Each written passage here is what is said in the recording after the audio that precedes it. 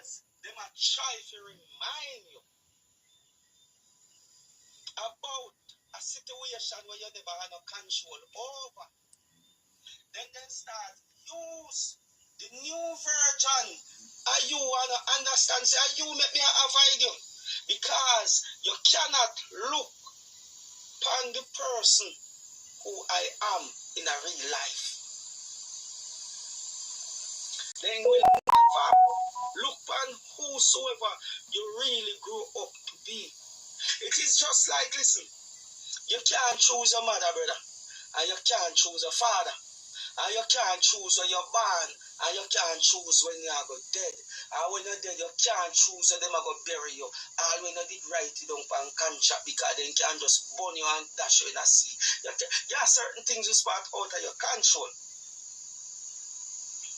And you can't choose to be born in a rich family. And you can't choose to be born in a rich family. And you can't choose to be born in a rich family.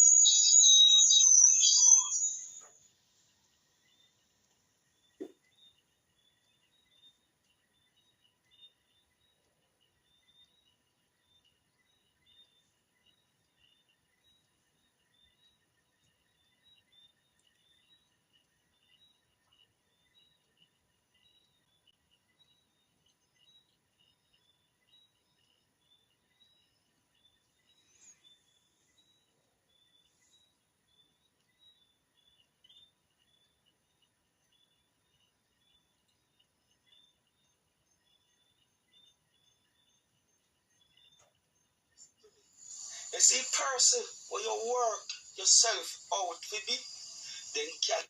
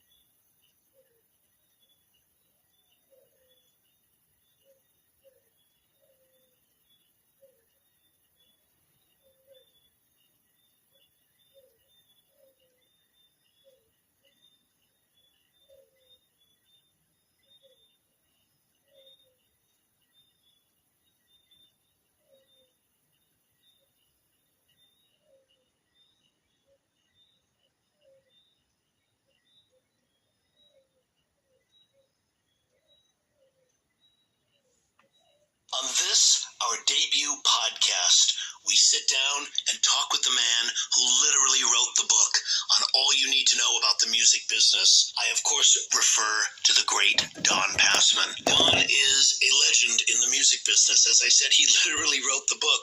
We talk about his new edition of the book, which is the 10th edition. It took him the longest of any of the other editions. We talk about the music business of today. We talk about a whole range of subjects in terms of how the industry has changed, how for the first time we're not selling something, on the variety of deals that are available. For you artists out there who are looking to get a record deal, to get a publishing deal, to get signed, you definitely are going to want to hear this. Insiders, are you ready? Welcome to Mubu TV's Insider Podcast, where our mission is to educate, empower, and engage artists and music business professionals who are dedicated to having a successful career in the new music industry. Here are your hosts, Rich Ezra and Eric Knight. Welcome, Insiders, to the debut episode of the Mubu TV Insider Podcast. Our mission is to educate, empower, book on all you need to know about the music business. Don Passman. Now in its 10th edition, we discuss with Don the radical changes the business has gone through over the last decade, the degree of work artists need to be doing on their own before they can attract a label, the wider diversity of deals being transacted today, when you need a music attorney, and much, much more. You don't want to miss it. But first, a word from our sponsor. Hey Insiders, are you looking to take your music career to the next level? Then you need to know about the Music Business Registry. The Music Business Registry is the leading music industry publisher of the most up-to-date contact information for major and independent record labels, music publishers, artist managers, music attorneys, supervisors, and much, much more. The Music Business Registry is the trusted industry standard and source serving the music business community for over 28 years with the most accurate and up-to-date contact information available. Their titles include the A&R Registry, the Film and Television Music Monthly, the Music Publisher Registry, and the Music Attorney Registry. All of their publications are available in print, PDF, CSV, or online subscription. Visit them now at musicregistry.com and receive a 10% discount by using coupon code. Welcome, Insiders, to our debut episode of the Mubu TV Insider Podcast. Today's featured interview is with none other than the man who literally wrote the book. I refer, of course, to Don Passman and incredible book, All You Need to Know About the Music Business. Now in its 10th edition, we had the opportunity to catch up with Don and to have an incredibly deep dive conversation with him about a lot of things. Number one, the transformation of the music business from a copy model to an access model. He talks a lot about 360 deals. He talks about the wider level of diversity in deals today. He talks about the changing nature of the industry. And he talks about so much more, which I thought you were going to find this a very, very, very insightful and necessary interview if your career is to be focused on music today. Absolutely. This was chock full of incredible information. Some of the points were talking about, like you mentioned, with the copy model going into a copy, from a copy into an access model. But I also love the way he talked about the history of the 360 deal and how he went into detail about, distilling down. Don, as we've known, has such a great way of distilling down subjects that are very complex to explain and distill them down into something that anybody can understand. Bro, expose yourself, in our life, bro, show you. I think that this is going to be what a great way to kick off this podcast with Don Passman. Yeah, I completely agree with you, Eric. I think that it's one of those episodes that's going to be interesting to you, whether you're a manager, a publisher, an artist, a musician, regardless. If you're in the music industry and you're working in that business today, you are going to want to hear this interview. Absolutely. So with that, Insiders, sit back and relax and enjoy our debut episode with Don Passman. Don, thank you so much for joining us. We really appreciate it. Hey, it's a pleasure. You know, Don, I wanted to begin with you. You know, you start with you at the beginning of your career. You started your legal career as a tax attorney. And I'm just curious, what motivated you to become a music business attorney, specifically one that represents songwriters, you know, artists and musicians? Well, I always loved music. Since the time I was a little, I played music. I played accordion. It was my first instrument, weird as that sounds. I was also around the music business because my stepfather was a disc jockey, and so I was around the business side of it as well, and I always loved listening to music as well as playing it. I played in bands when I was in college and law school, and so I was always around it, but it became very clear I wasn't going to make a living as a musician. And I pretty much gave it up as treating it like one of those childhood fantasies, decided I was going to be a serious tax lawyer, took a lot of tax in law school, but then when I looked for a summer clerkship, I saw this sign that said entertainment law for one of the firms, and I thought, oh, I've never heard of that. That sounds like everything I always wanted put together. And I was intrigued enough by it, but I took a job with a tax firm that said they wanted to go into the entertainment business. On this, our debut podcast, we sit down and talk with the man who literally wrote the book on all you need to know about the music business. I, of course, refer to the great Don Passman. Don is a legend in the music business. As I said, he literally wrote the book. We talk about his new edition of the book, which is the 10th edition. It took him the longest of any of the other editions.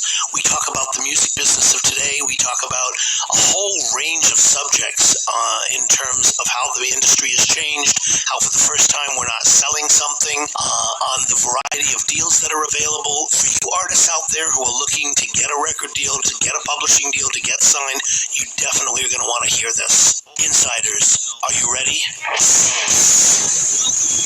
TV's Insider Podcast. Our mission is to educate, empower, and engage artists and music business professionals who are dedicated to having a successful career in the new music industry.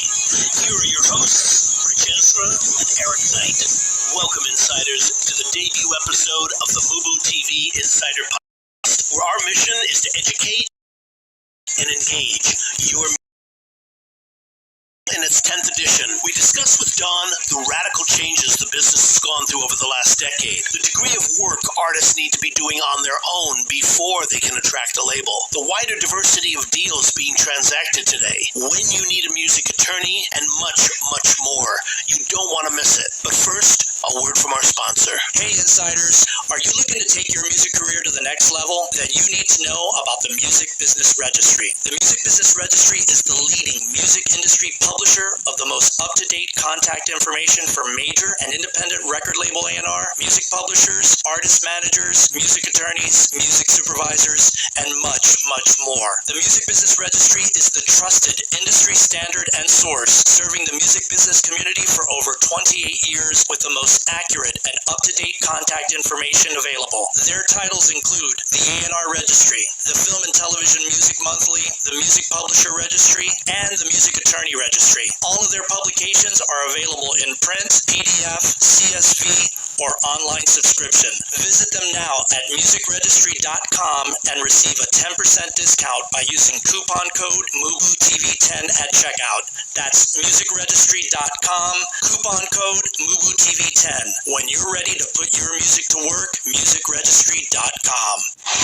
Welcome, Insiders, to our debut episode of the Mubu TV Insider Podcast. Today's featured interview is with none other than the man who literally wrote the book. I refer, of course, to Don Passman and his incredible book, All You Need to Know About the Music Business.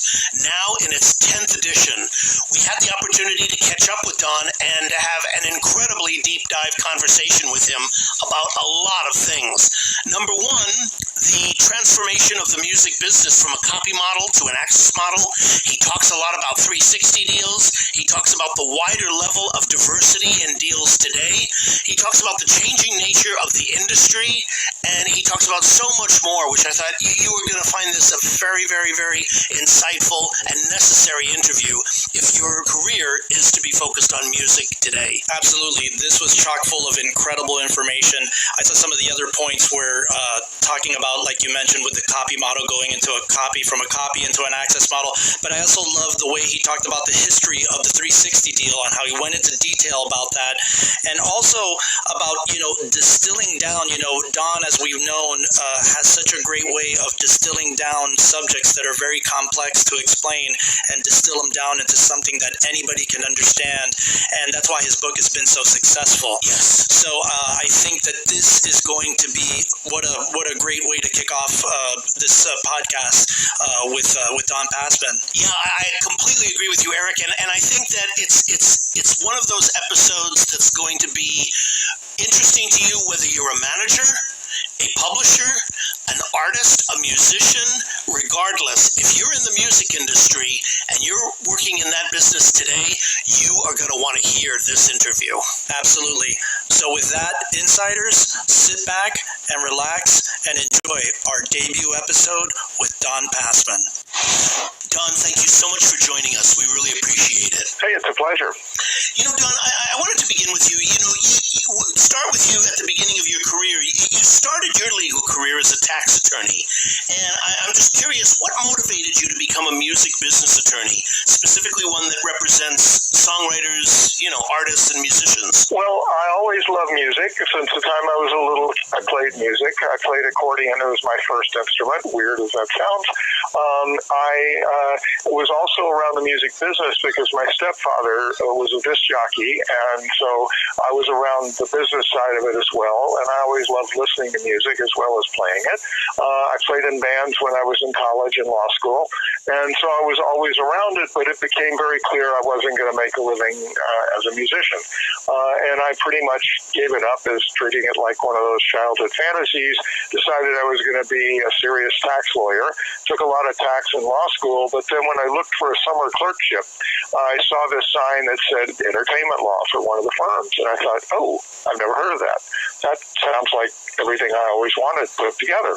And I was intrigued enough by it, but I took a job with a tax firm that said they wanted to go into the internet business. Turned out that they didn't. Into corporate security, possibly one of the worst years of my life. And so I quickly decided I needed to change it. I took a class at USC on the music business, taught by two lawyers, and it was like everything I wanted. It was all fun, and it was great. In fact, it's a class I ended up teaching later. But I changed firms, got into music, and have loved it ever since. Wow, that's so exciting. I mean, what year was that you got into music? 1972. Wow, okay. So an interesting time in music. I mean, that was kind of the period when, the whole corporate element of major labels was being formed. WEA was being formed, I think, the year or two before. I guess corporations recognized the power of youth in that particular era as far as the record business went. And albums were the leading format of music. Yes, vinyl albums at the time. That's we're just beginning. Yeah, absolutely. Hey, Don, this is Eric. Thank you so much for joining us. We're so honored and privileged to have you on here. I wanted to ask you, in 1991, you literally wrote the book, All You Need to Know About the Music Business, that has become the industry standard and what some have called, a Bible for artists, songwriters, musicians, music business professionals, as well as, music business students everywhere, all that have been using the 10th edition that have just come out since it was published. What inspired you to write the book originally? Well, first of all, thanks for the nice words, Eric. It actually came out of the class. After I taught it for about the third year, I suddenly realized that my class notes, the outline for the course was the outline of a book. And at the time, there was really only one music business book out there, and it was really hard to read. I'm a lawyer, and I had trouble understanding all of it.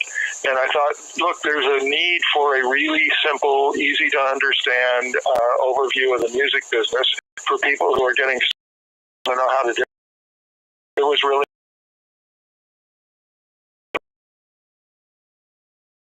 a gift. Is I can take something complicated and simple, understand it. And so I wrote All You Need to Know About the Music Business for people who don't like to read. And musicians are oriented to their ears as opposed to their eyes anyway. But so it's big print, lots of pictures, and it's written for people that don't have any technical background. It's written just in a very simple, sort of straightforward style that I thought was essential for musicians to understand and make smart choices about their careers. I mean, you certainly did. I mean, I have a first edition of the book that you've signed. We both do. Yeah, not signed, mine. But I remember coming to your office where Amoeba is now, and you signing it for me. And I remember it was right when it came out in the 90s. And that was such an interesting time in the business because CDs were 4 or 5 years old at that time. I mean, it was a whole different business. And I think one of the most fascinating aspects of your book, being an educator myself and using your book in my classes over the years, is that, like you said, you have really been, one of your true gifts as a writer is that you are able to take these very complicated, elements and distill them down to where people can really understand with your analogies and your references and examples, complex, permutations of the business and calculations of royalties and so forth, and really make sense of it. And, you have evolved the book over the years, and I'm curious, you've just recently released the 10th edition of the book, and I think it's fair to say, Don, that this is your most radical and comprehensive update of your book since you've published it.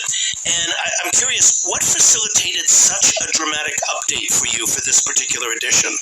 Well, the streaming phenomenon has completely changed the ecosystem of the music business. I mean, radically changed.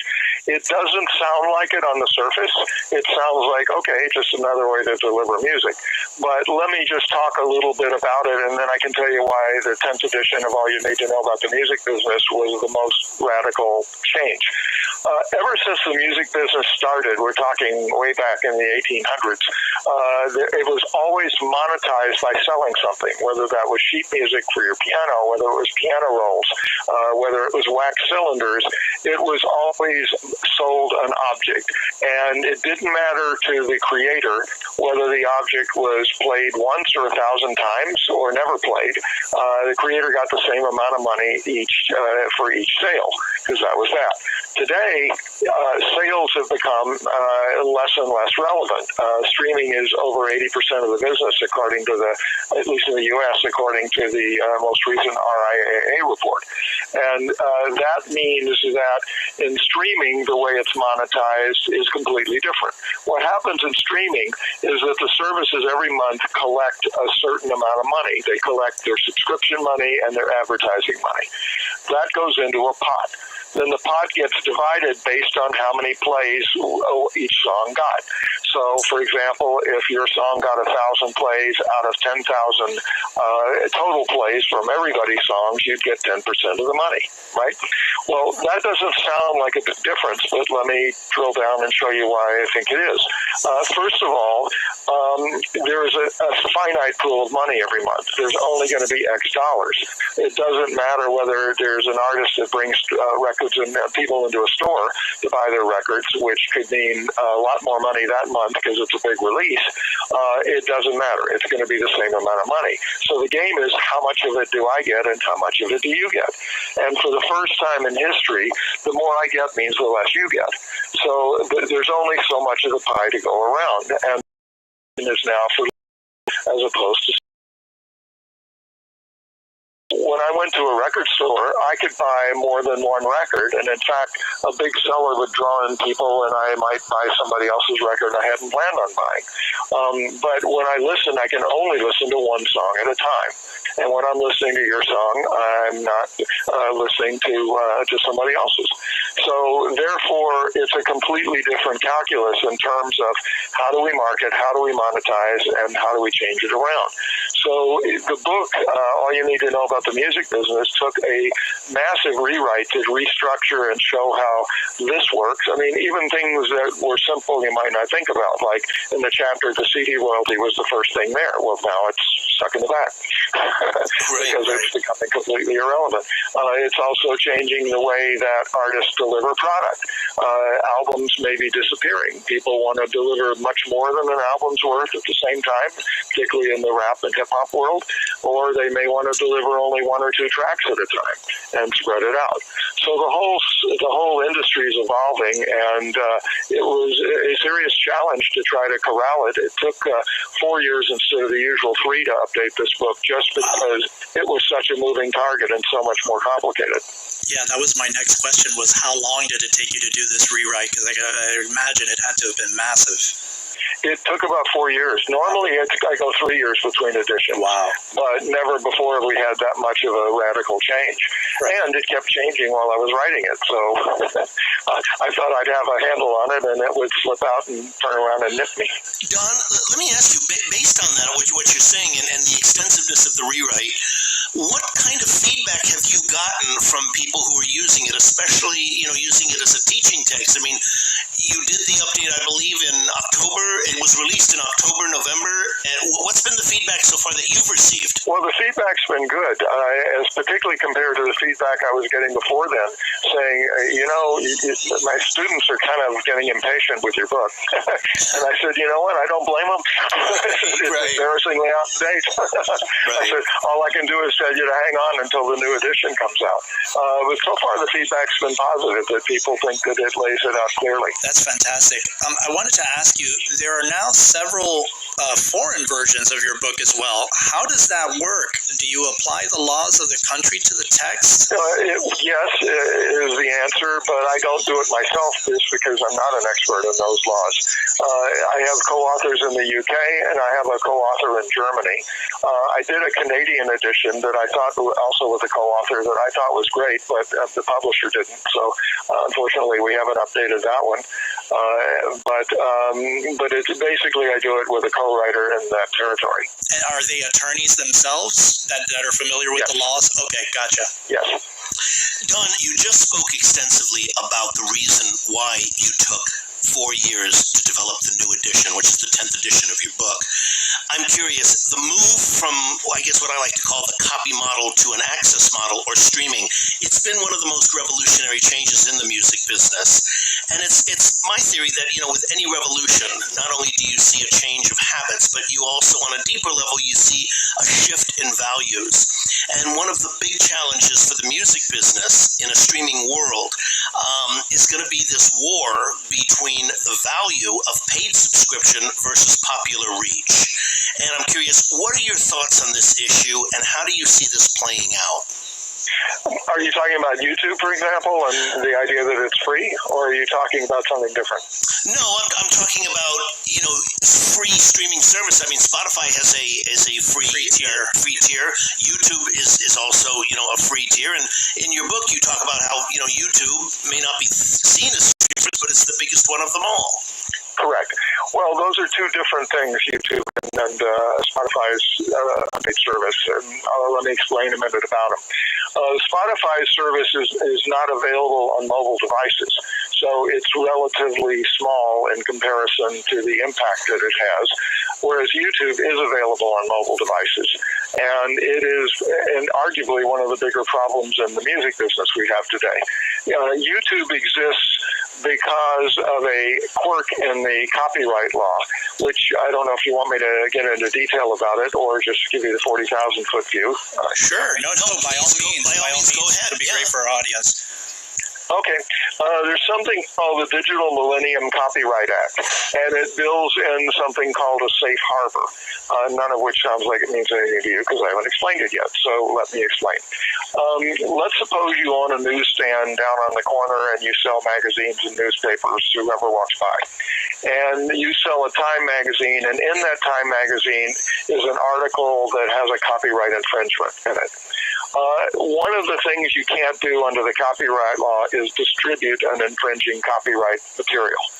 So you have violated the copyright law if you own the newsstand. You've distributed a copyright infringement. Nobody enforces that, and nobody would intend to. So when the Digital Millennium Copyright Act was being enacted, which was a while ago now, the digital service providers like YouTube came and said, wait a minute, we have billions of pieces of material floating through our system. We're like the newsstand. You can't hold us responsible for some Yahoo that posts an infringing piece of material unless we get a notice saying, hey, this is infringing, in which case we have to take it down. Then if we don't take it down, it's infringing material. Right. That sounded great on paper. What happened, though, was that YouTube users started posting all kinds of songs, without the consent of the record label. And they would send notices and say, take them down. YouTube would say, no problem, and take them down. And the next day, 3 more people would post it. So we had this whack-a-mole game where they were sending out literally thousands of notices a day. YouTube was taking them down. The users were putting them back up. And then YouTube came in and said, tell you what, guys, you can keep doing this and get paid $0, or you can make a deal with us and let us do this the way we want to do it, and we'll pay you the same percentage that the other digital service providers are paying you. So the companies all chose to do that. However, 2 things. Number one, YouTube is the only one that gives a free service on mobile. So they are directly competing with the paid services like Spotify and Apple on mobile, and mobile is where most of the music is being consumed. Number 2, YouTube's advertising base, particularly the way they compute it when it comes to allocating to a particular product, is much, much less than you're ever going to get from a subscription. And I believe, but I'm not 100% sure, it's less than the paid ads that go through Spotify, but that may not be true. But the difference is that it's a much bigger scale. And so YouTube is delivering essentially for free what the other services are charging for. And if you're at all cost conscious, as a lot of kids are, they're going to get their music through YouTube as opposed to the paid service. Okay. Don, let me ask you, do you feel that the music industry is in a healthy place today? I think it is getting to a healthy place. It is certainly healthier than it was. It's having double-digit growth. But to give you a comparison, it is only about 60% of what it was in 1999, which was the peak of the recorded music industry. Right. Interesting. Do you feel that we ultimately will surpass that? I do. I will tell you why. I think we'll surpass it because in the days when people went to record stores, most people stopped buying music in their early 20s. And also, they didn't even really listen to music much after that. I mean, some did. Some of us music freaks still do. But most people, their interest faded away. Today, we can monetize music to people of all ages. You get old people that want to listen to songs from their youth. You get little preteens that are too young for radio that want to listen to kiddie songs. And you get everybody else between. So we have a much bigger potential audience. Number 2, in the heyday of the music business, the average consumer spent somewhere between $40 and $50 a year on CDs. Today, if you're getting $7 a month from someone, and it's the headline price is $10 a month for a subscription, but with discounts and family plans, it comes out an average of $7 per subscriber. That's $84 a year. We're way, way ahead of what we were getting from people in the heyday of the music business on a per-head basis. So given the fact that there is a wider range of people listening, people that have never gone to a record store when they existed, and given the fact that we're getting more money from them, I think we're going to be bigger than we've ever been. Interesting. Yeah, it's interesting hearing you say that, Don, because, one of the points that I remember so distinctly reading in an interview with you was your whole point about this particular aspect of growth, but the fact that so much of music services today are coming to you bundled from like the phone company or something else like a cable system, and that margins and the final royalty rates and things that they pay you are being squeezed. Is this something that you see continuing? Oh yes, I think that could be a real challenge to the music industry. I would not be surprised to see a day when you pay X dollars a month and you get your music and you get your Netflix type streaming service and you get your cable television and everything in one bundle.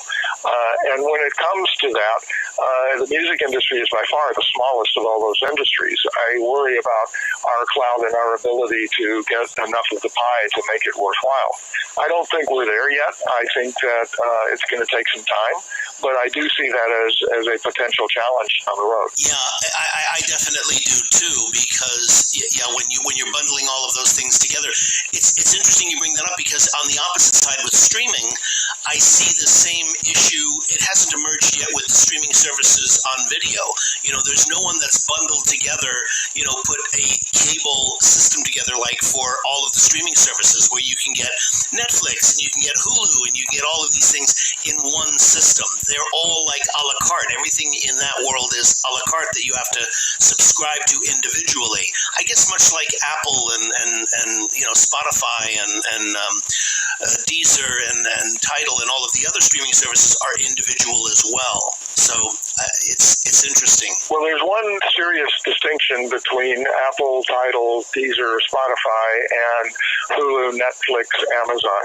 And the difference is that the music services all have the same product, as opposed to must-see type shows on Amazon or must-see type shows on Netflix. Right. They distinguish themselves by having this kind of product, whereas in the music business that hasn't worked. There were a couple of attempts at exclusivity, but they didn't work well. Right. If anything, they drove people to the pirate sites because they were angry they couldn't get the music. Exactly. So I don't think they're completely analogous, but at the same time, it's interesting, as you said. Yeah, Don, today, so much of our audience that listens to our program, they're up-and-coming artists. And one of the things that I notice, and I'm curious if you feel the same way, is that so many times we hear about, artists need to be doing this, and this. It's a far greater list of accomplishments that they need to be achieving, a far greater list of things they need to be doing. From your point of view, do you think artists need to be doing a lot more work on their career before they can attract a label, a major or an independent? Is that your experience today in terms of the deals you're doing? Absolutely. I think that the record companies now want to see data. They want to see some fire. They want to see some movement. They want to see that you've got social media. They want to see that your SoundCloud numbers are going up. They want to see some sort of a buzz or following, and it's up to the artist to develop that. It's kind of interesting. I mean, the days of, artists, record executives plucking some obscure talent out of a coffee shop and turning him into James Taylor, those days are very, very rare if they even exist anymore. It's becoming much more of a data-driven business, and therefore the artists have to start creating their own data to get a label interested. It's what I used to call, it was in the previous time, it was much more of a faith-based business. An executive like Clive Davis or Ahmet Ertegun or Berry Gordy had faith in their own abilities to identify talent, would select talent, but yet the reality, as you well know, was that industry-wide, for every 100 artists that a record company signed, 10 to 15 of them would be successful. But they were so successful monetarily that it made it possible for the other, 80 to 85 to have careers or to make records. And my understanding is that percentage of signing of talent today has gone down, that it's not even at 15% anymore for a myriad of reasons. Because we have so many more options, and because making a record and bringing it to market isn't the challenge today. Getting people's attention to listen to your music is the real challenge. And so you don't need a label, I guess, as much as you once did.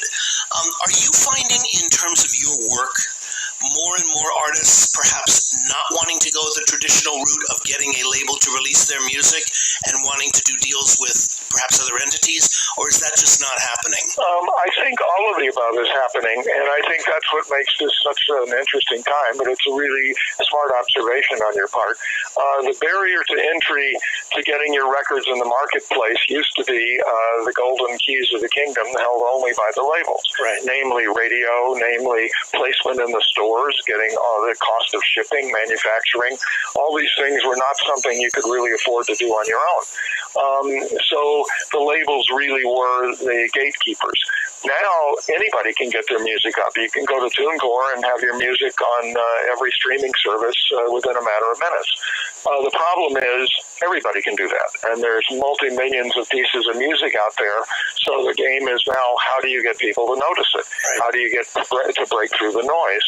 And it depends on the genre you're in. If you're a niche artist with a cult following, a label may not make sense for you, because you get a much bigger piece of the pie doing it yourself and marketing yourself. If you want to be a worldwide megastar with clout and territories, the labels bring a lot of value. They have, apart from the obvious ones like marketing money, they have huge amounts of data. They have relationships with the digital service providers. They may be able to get you on the front page of Spotify, which you could never do on your own. And then in between are the independent labels who may still take a chance on artists that are, they just like, because their investment's much smaller. Although even they, I believe, look at the data and want to see something going on. And so that's another way that artists go to develop. Don, I wanted to ask you, at what point does an artist, or when do you think an artist needs a music attorney? When you have a contract to sign. Anything you're going to sign, you should have a music lawyer look at it, because you could be giving away long-term rights and not really understanding what you're doing, right, and tying yourself up for a very long period of time. I'm not talking about a contract to the local club. You're going to be signing a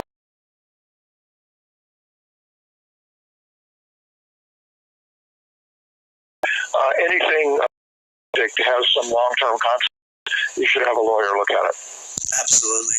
On that note, Don, what kinds of qualities or what specific attributes or specific elements should an artist or a songwriter be looking for in a music attorney that they're wanting to hire to represent them? Well, I think two things. The first one may sound obvious, but you want to check around on reputation and make sure you've got somebody who's at least competent, if not really good at what they're doing. Because that's number one, over and above number two, which is going to be their bedside manner.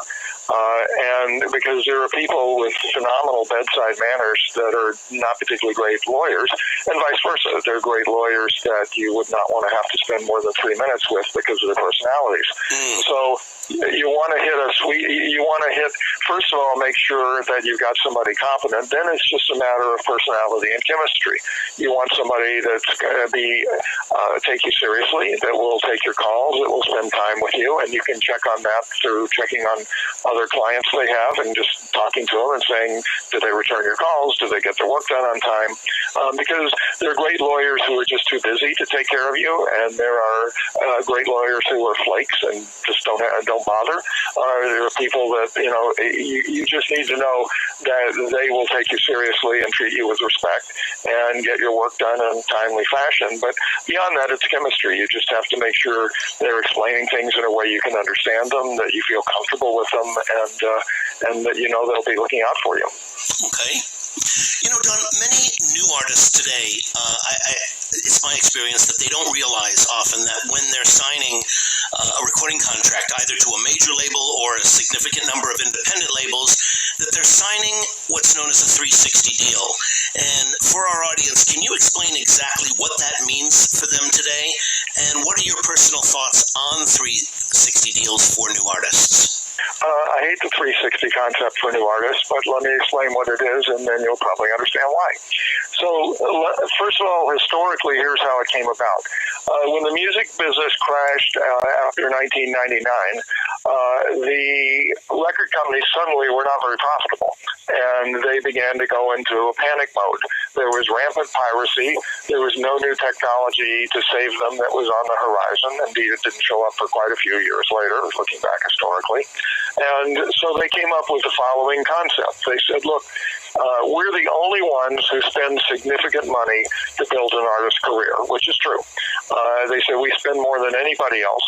And because we put this money in and they built a career, the artists then go out and they can make money touring. They can make money from their songwriting. They can make money from merchandise, meaning posters and T-shirts with their name on it. They can do endorsements and commercials. And it's all because we took the risk and we spent the money to do it. Therefore, we should share in these other sources of income. Because we're the ones putting up such an investment, we should have a percentage of your songwriting. We should have a percentage of your touring. We should have a percentage of your merchandise and a percentage of your endorsements and sponsorships and commercials. And nobody on the artist side much liked this. But the reality was, if you wanted a record deal, certainly in those days, you had to give it up. Since then, the percentages have dropped. If you have enough bargaining clout, you can get it down to relatively minimal amounts, but you need a lot of clout. Every label will do that.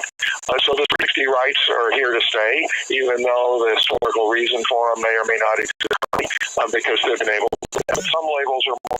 I hope that you're enjoying our featured interview. Dive back in from a sponsor. So hey, Rich, about the Music Business Registry. The Music Business Registry is the leading contact directory. We publish all of the most current, accurate, and up-to-date contact information for the music industry. We do directories for A&R. We do directories for music publishers. We do directories for film and television music. We do directories of artist managers, and we do directories of music attorneys. And we also sell other publications too, like the Indie Bible Series, the YouTube Bible Series, the Indie Spotify Bible Series, and other things as well. That's what we're about. So if I wanted to find out, let's say, the music supervisor for American Horror Story, I can kind of go into the Film and TV monthly and find the information that I need there? Well, we don't list specific shows. What we do list is, if you know who the music supervisor is, and you can find that out on IMDb, then you can find their contact information.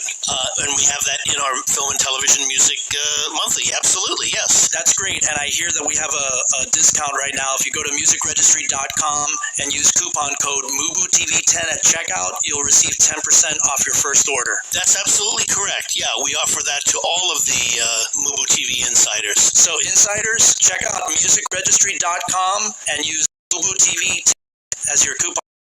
Are there with maybe a superstar artist that's going from one label to another? Are there examples where it will just strictly be a recording contract rather than involving other aspects of that artist's career, or is that just sort of history? Well, again, it depends on the label. If you're a 900-pound gorilla, then you're probably not going to pay any 360 rights. But otherwise, it just depends on the age-old question of leverage. Some labels, it's more of a religious issue than others. But if they want somebody bad enough, pretty much everything's negotiable these days. Interesting. Okay. On that note, let me ask you, do you find that the willingness of labels in regards to these of your clout as an artist, like how many people want you or who wants you or how many labels are interested? I'm sorry, are you talking about 360 rights or are you talking about deals in general? I'm talking about 360 deals, meaning like if an artist comes to a label that, let's say, a major label wants, they've been, doing this independently or on a small independent, they've built up a significant touring base, they have that going for them going in with the big deal, now they're with a major or they're negotiating with a major, can they say, look, we have a lot of clout in this area, we've built this up for the last 5, 6, 7 years, we don't want to give XYZ percentage because this is something that we built on our own. Is that leverage that a new artist can use in that situation on a 360 to lower the rate? Yes, for sure. Okay. The more hounds snapping at the door, the better deal you will make. Okay. Don, another area of the music industry that has dramatically shifted within the last decade or so for artists and bands at all levels of their career is the economic value of live performance. Given that this is our artists and their managers, given this, are artists and their managers looking closely today at the expense deductions by concert promoters? Oh, yes. But the game with concert promoters has been settled down for quite a while. Originally, they played all kinds of games, independent promoters. And there's really, to be sophisticated, you have to know what games you're going to play, but they're much more straightforward about it now. They'll just build in the kind of charges they want to take as opposed to hiding them or surprising you here and there. It's interesting to hear you say that. I guess in relation to that point that you've just made, is it your experience, Don, that artists today are more educated, are more knowledgeable on the business side of their career than in previous eras? That's a really good question. The reason I black box that nobody wanted to shine a light in before. And I thought that was just wrong on every level. The on the artist. In fact, the topic bores them, turns them off, makes them run the other way. So I think it very much depends on the personality of who's dealing with it. The reality is even the ones that are really good in business, that's not the best use of their time. The best use of their time is being creative and entertaining and doing the thing that they're, geniuses with, and the things that they're most passionate about. But, an artist who's interested in their career is something that's a delight for me, because I feel much better feeling like they understand what they're getting into. So forth. And it's funny, in listening to you, I'm thinking this is something that I think applies much more so to new artists, where I think, like what you would be much more knowledgeable, because an artist at that point where we don't know the basics, into damaging for long. We could hours about situations that go back decades. Whether it was Springsteen signing deals that they shouldn't have, or Billy Joel, or many others, or Elton John. His classic one with the publisher, where they said yes to something that I guess if they had a little more knowledge, that they perhaps wouldn't have done that. So it's just interesting. Do you find that, you don't have to name the names, but do you find that the ones that really have no interest in it, bores them completely, are those more experienced artists who have good representation to handle that, or brand new people? Or is it both? It's both. It's just personality. Some people like business, some people don't. And, I happen to like business and creative. And in fact, what I love about what I do is I get to speak both languages. There's always tension between the two. And it's existed ever since art and commerce existed, because you can't have a business if you don't have art to sell, and you can't have an artist create if they can't make a living. Don, can you speak to the wider diversity of deals transacting today for artists and bands than in previous eras? Publishing owner, masters, label services like Cobalt, AWOL? Sure. There's a lot more opportunities to get your music out there than there's ever been in the past. The places like AWOL allow you to put your music out yourself. You have to do your own marketing. Places like AWOL even it. There are certainly opportunities, particularly like for a classic as the company. Labels and publishers easier or more difficult for you today as an attorney than they were in previous eras? Well, they're actually easier in some ways, but they're always difficult as well. The things that are difficult are the same. The thing that's easier is that, and this will be surprising, the contracts have actually gotten simpler over the years. It used to be that the computation of royalties in a record deal was very complicated, with packaging deductions and free goods and all kinds of weird places they would steal back. They've switched over and now are pretty much just a percentage of the record company's receipts. Way simpler, way more straightforward. The publishing deals have gotten a bit less complex because they used to be a contract and all they do is artist royalties, especially. Well, there's more transparency in the relationship between the artist and the label because it's just a percentage of what the label gets. Under the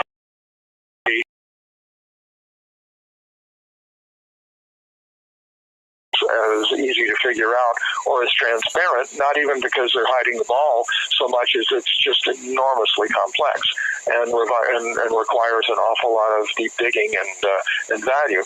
The label, of course, their interest is to get the most from the digital service provider, but that's different from how it gets divided up once it's inside the label based on the data. Yeah, I remember hearing a very interesting conversation that Troy Carter gave.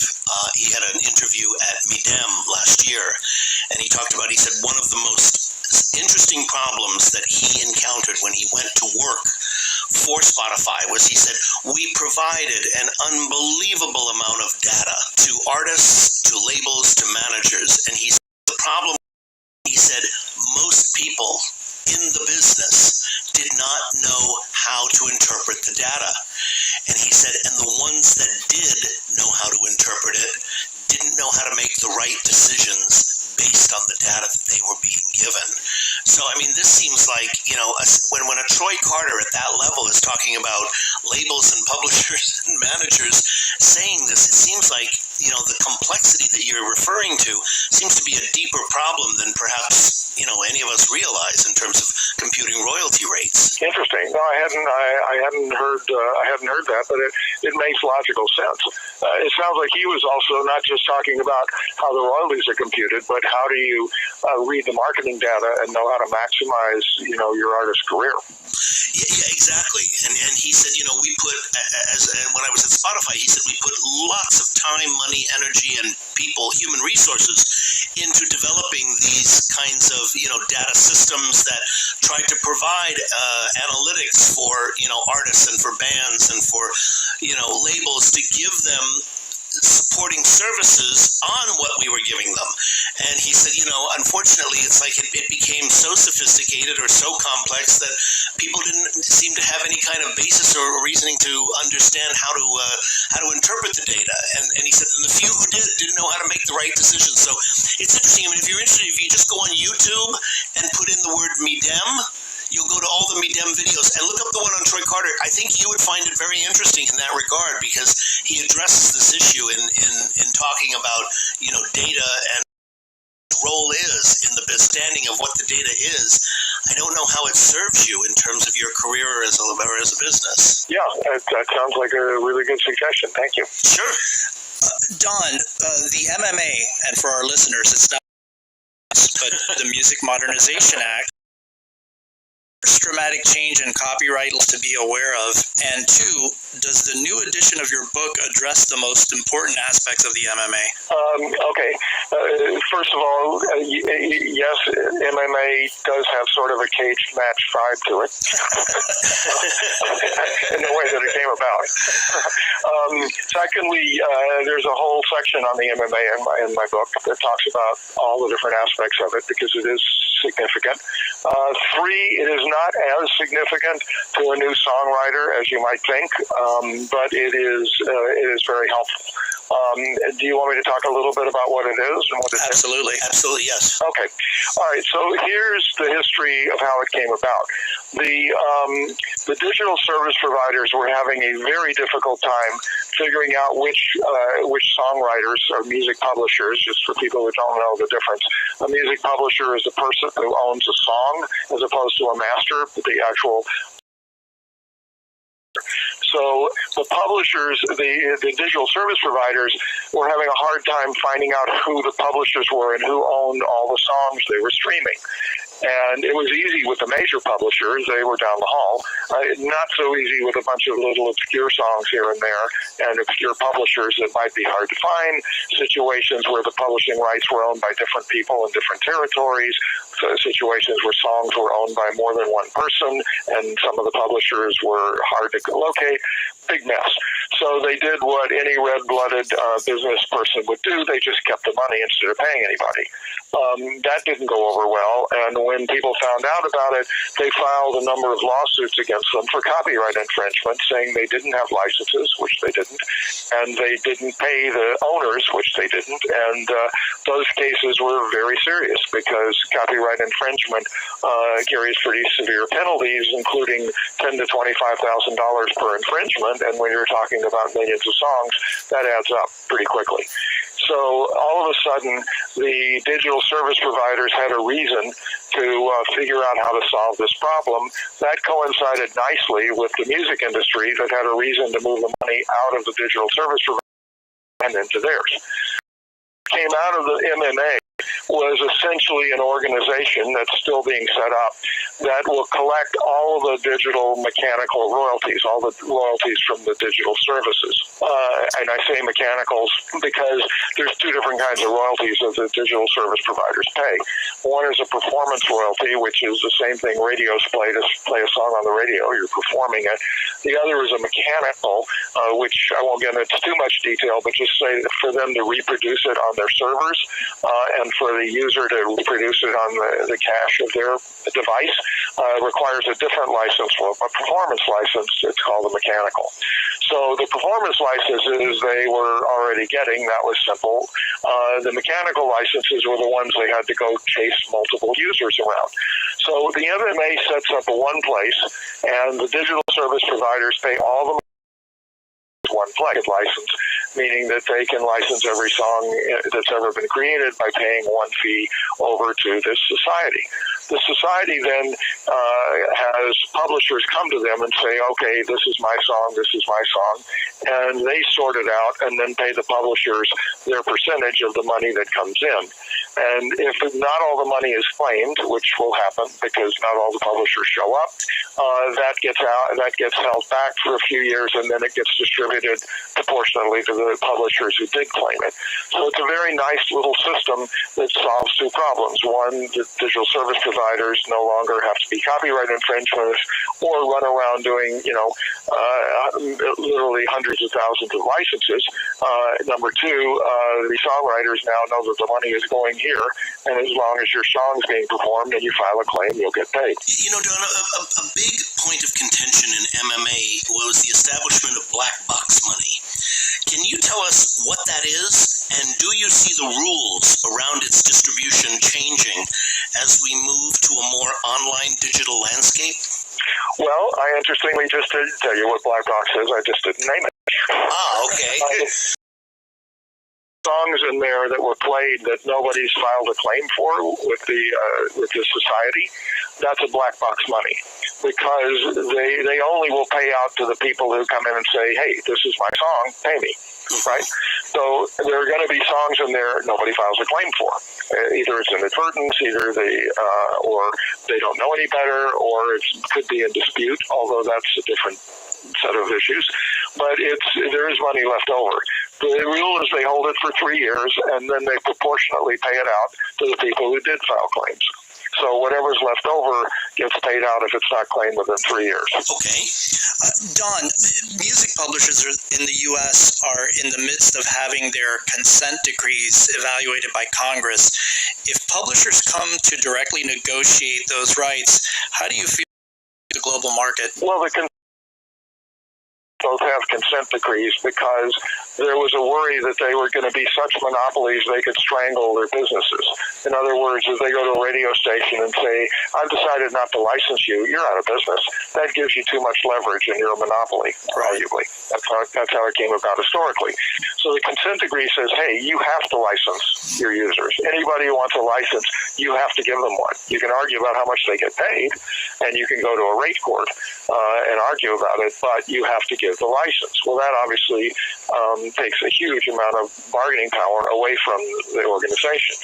So there's a move to try to get rid of the consent decree, which would allow ASCAP and BMI to literally go in and say, we're going to shut you down if you don't give us a license, and give them more clout in the marketplace. Whether that happens or not, I don't know. Some changes to it than I've ever been in the past. But it's not clear that there's going to really be a move to do away with them. It's interesting because Irving Azoff's organization, which is a new performance organization, won battle called GMR, and the other one is called CZAC, that intentionally are staying too small to be subject to the consent decree. Mm-hmm. If they're under 10% of the market, the government doesn't consider them a big enough force, which gives them the ability to go out and say, you can't use my music. And they both signed up sort of must-have songwriters so that they have the clout to go in and negotiate. And, the deals they make are not public. Their argument would be that we have more clout, so we get a better deal. But nobody knows that for sure. ASCAP and BMI, do they... The radio, so it's theme parks, it's television, it's nightclubs, it's... stores, retail stores, yeah. Yes, all of the above. Interesting. Sort of a side note to this, you've said that traditional terrestrial radio will become much more hyper-localized than in the past, but that it will also be widely challenged. Can you elaborate on this? Sure. The theory goes like this. Radio's sweet spot is for kids 16 to 24 years old. And if you think about it, the radio stations are not in the music business, they're in the advertising business.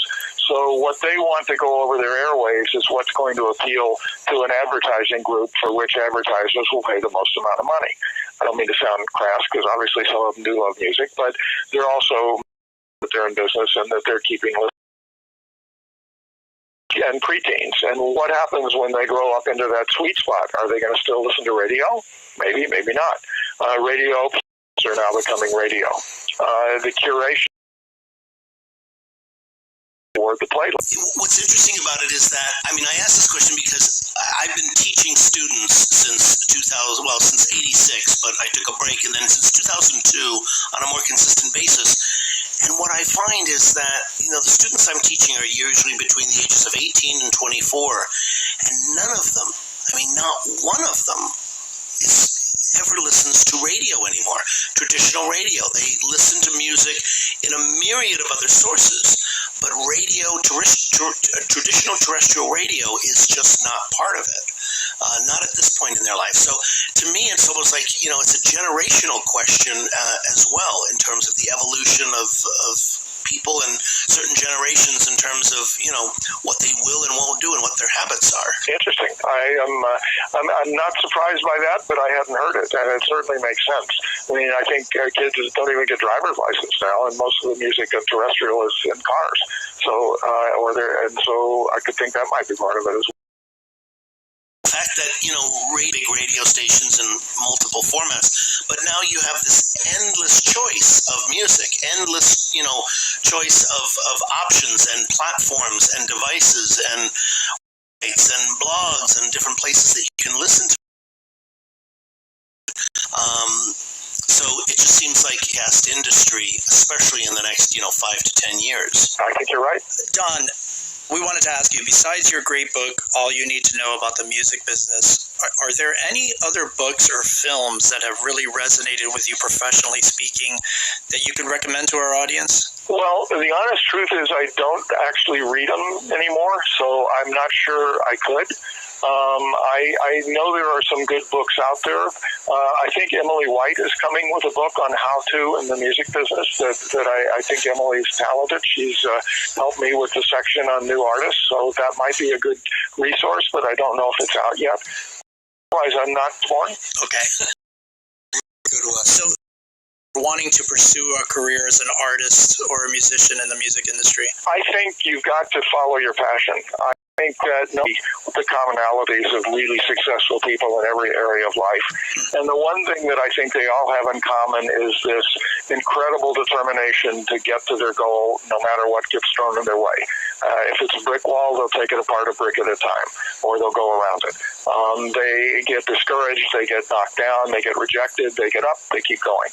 And I think that is the number one quality that separates the winners from the losers. Yeah, that they have to really, really want it. Don, on a personal note, what keeps you motivated and passionate in your career at this point, moving forward? What is it about, is it music, or is it the industry, or is it the people or the relationships that keeps you going? You're at the top of your profession, and you have been for decades. So what is it that keeps you, moving forward? I really love what I do. I like being with creative people. I like being intellectually challenged. I love the way things do that.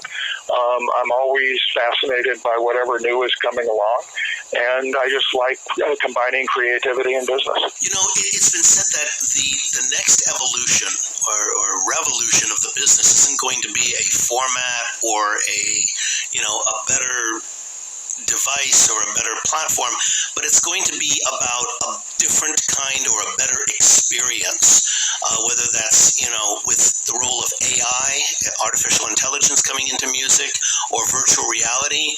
Do you have any thoughts on that in terms of what you're seeing from your side? I mean, you're on the front lines with so many different types of companies and deals. What are your thoughts on that? Well, I think first of all, I think there's a lot of statistics that millennials experience. That's why things like Coachella, are such a great success. It's not just a concert; it's a whole experience, lifestyle type move. There are certain that I would not be surprised if you don't have, for example, a virtual concert with 1 million people around the world tuning in through some kind of virtual reality. Yeah, very much so. There's another question that I want to ask you about, which is, and it comes into, and I know you must have, and you confront it, it's really relative to this particular, and that is the whole idea of holograms.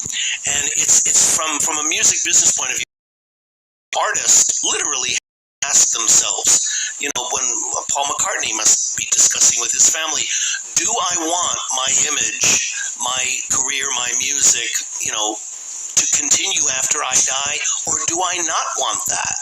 And I'm asking this because, we've seen the two-pack thing that happened at Coachella. We've now seen the Buddy Holly and the, Roy Orbison. Now we have this tour of Whitney Houston going out. And it's the idea that, people are willing to pay money to see an artist that is no longer there. I understand that the next one that's going to be doing this is the Amy Winehouse experience. And I'm just curious as to what are your thoughts on this from a legal standpoint, and have any clients come to you with questions about this of saying, yes, I want to do this, or no, I want you to specifically make it, legally approached about it. I haven't had any who have actually done it. I think that the technology is still relatively new, and yeah, and it's controversial too. And somebody was saying, this tour in Houston is real, but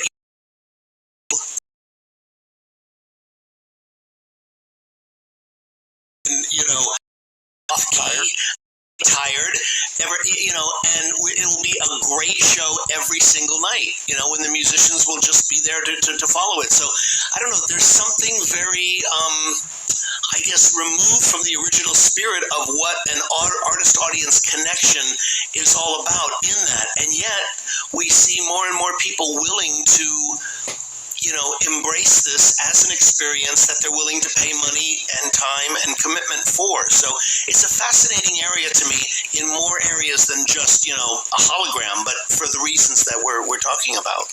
I agree.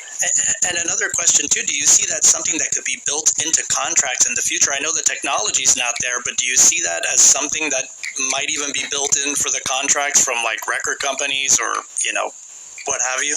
Oh, don't give them any ideas.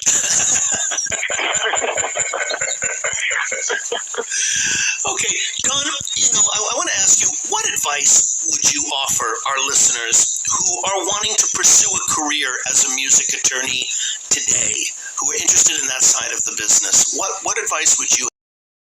A little difficult to get in as a music lawyer. There's a catch-22. Yeah. Everybody wants somebody with 2 years experience, and nobody wants to train anybody.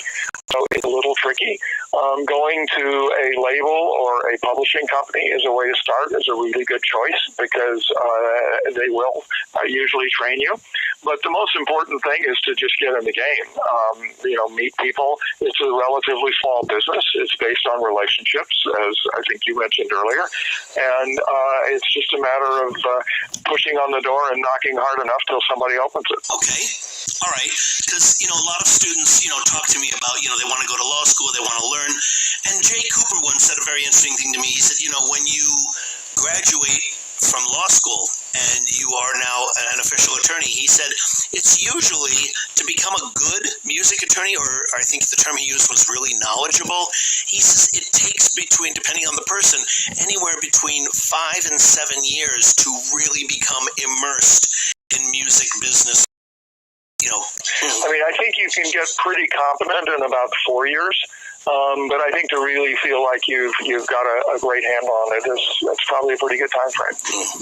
Don, I want to thank you so much for doing this. I really, really appreciate it.